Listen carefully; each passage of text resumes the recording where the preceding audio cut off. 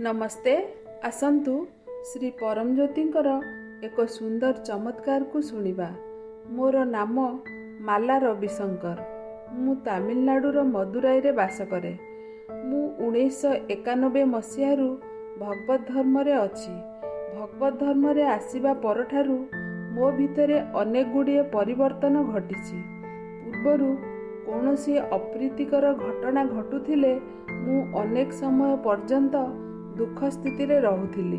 वर्तमान मु तुरंत एथिरु बाहरी आसीबाकू सक्षम अटे एवं मो भितरे कौनसी मानसिक बोझ नाही। आज मते कौनसी आघात लागू नाही, कारण मु बुझी पारुछि जे मो आघात पई केही व्यक्तिगत भावरे दायी नुहंती। प्रतिबदल रे एहा मते चार्ज शून्य स्थिति देउछि। संप्रति दीक्षा दर्शन रे अंशग्रहण करिबा परे मु देखिली जे मु आंतरिक वार्तालाप शून्य स्थिति प्राप्त करिछि।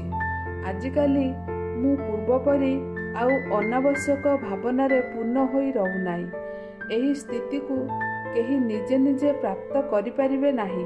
एहा श्री परमज्योतिंकर असीम अनुकंपा जहा मते प्रदान करा जाइछि। तेणु मु संपूर्ण निशब्दता स्थिति रे पहुंची जाइछि। मु क्यारियर रे संतोषजनक भावरे पर्याप्त कार्य करिबाकू एहा मोर अनेक ऊर्जा संरक्षित करिछि। वृत्ति रे मु जने गणित अध्यापिका। मु वर्तमान रे जीउछि। नियमित भावरे सकाळ अधिवेशन रे अंशग्रहण करिबा परे जीवन प्रति मोर दृष्टिकोण बदली जाइछि। जे कौनसी परिस्थिति को मोर देखिबार रीति रे मो छात्र छात्री माने आश्चर्यचकित होई जाउछंती। मु मो निज भितरु बाहरी आसीबाकू सक्षम अटे। एहा एक अद्भुत अनुभूति। आज मु श्री परमज्योति को मो चारि पाखरे दिन सारा अनुभव करिबाकू सक्षम अटे। पूर्वरु मु किछि चाहुथिली, मु जहा ताहा भगवान को मागुथिली, किंतु आज न मागी मध्य मते सबु किछि मिली जाउछि। सबु किछि स्वयं चालित भावरे हेउछि। अनेक थर आनंद सोम दीक्षा प्रक्रिया रे अंशग्रहण करिबा परे मु कारण रहित प्रेम एवं कारण रहित आनंद स्थिति रे अछि।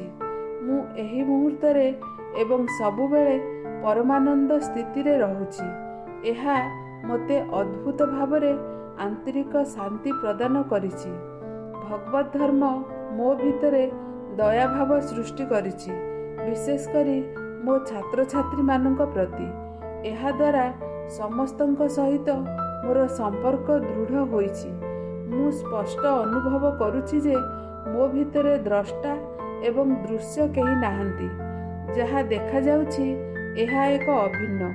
आहुरी मध्य मो भितरे कौनसी व्यक्ति नाहंती।